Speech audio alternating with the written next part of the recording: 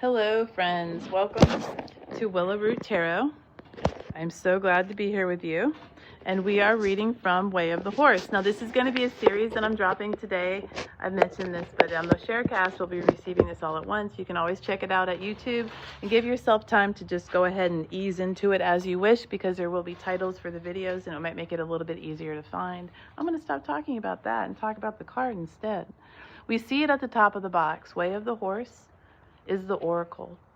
Now we're looking at card 19. I have turned the card on its side. You'll get a visual of the number and see how it's on its side. 19, but we're showing a herd of horses, same species. Look at the gorgeous colors. Look at the colors. Love, love, love. And the tall grass. That's a hell of a lot of grass to have a herd on. So not knowing the diet of horses, especially since these are not necessarily wild.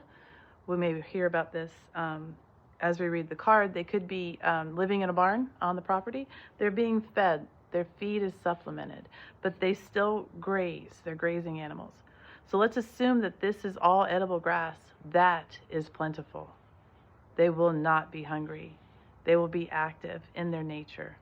All right, let's go ahead and go to the card. Oh, quick note on the number 19. 1 plus 9 is 10. We are living in the energy of the number 10 this year, and in association with that, the Wheel of Fate or the Wheel of Fortune. This is a tarot reference. You can go with it or not. It's totally up to you. But the Wheel of Fate or the Wheel of Fortune is the energy this year, and that is associated with the number 10. Let's go to the book. Back to Grazing is the name of this card. And we have emotional agility, trust in the universe, and letting the story go. With the sun massaging their backs and warm winds blowing through their manes, horses of different colors and temperaments graze together in quiet ecstasy. The gift. When you move through emotions like horses do, when you get the message behind a troubling feeling and change something in response, you experience greater periods of authentic peace and fulfillment. The challenge.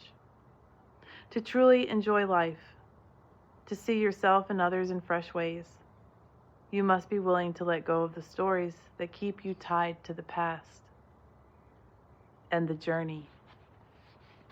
Horses are models of emotional agility. When something scares them, they startle and bolt. When the danger passes, they relax and go back to grazing. They don't spend the afternoon ruminating over the fact that they had to run from a predator, and they don't stay up all night worrying about future encounters with lions and tigers and bears. Trust in the universe flows through their veins. The world, after all, is a salad to them. When the tone is peaceful or playful, angry or fearful, horses are effusive yet efficient creatures. When trouble arises in the herd, they deal with it and move on. After a few hours of wandering through fields of flowing grass, a stallion may get a little feisty and push his mares around. If they're not in the mood for his shenanigans, they'll pin their ears and warn him to back off. If he doesn't listen, they'll become more emphatic, kicking out, squealing, and lunging at him if necessary. Yet when he finally gives them space, they'll relax and go back to grazing, joining him later for a nap under a favorite tree. These horses don't need hours of counseling to work out their resentment and disappointment. Both offender and offended get the message behind the anger, change something in response, let the emotion go, and resume their enjoyment of life.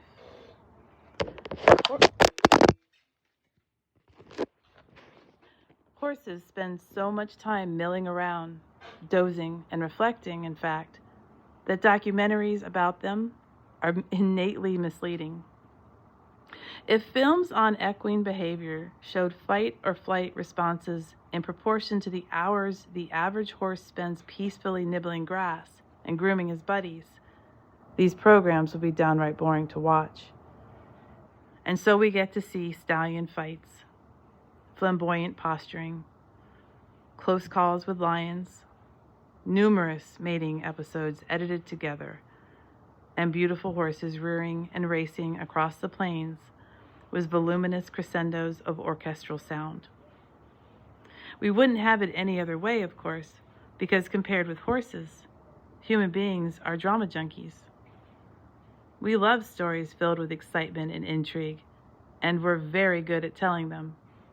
Yet that same gift for storytelling is another one of those double-edged swords.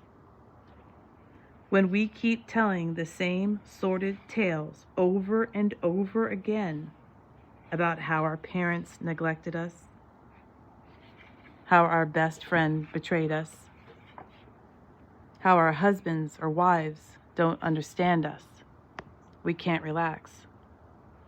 The very act of trying to suppress emotion and avoid conflict at all costs makes it worse.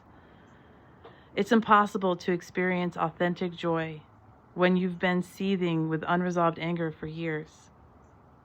Yet when you learn to use emotion as information and have the courage to act on that information, you too can develop the emotional agility to move through troubling feelings, accessing a deeper sense of trust and tranquility underneath. Of course, we all make mistakes at times, and others make mistakes with us. But when we're willing to learn from those mishaps and move on, relationships become so much gentler and more fulfilling.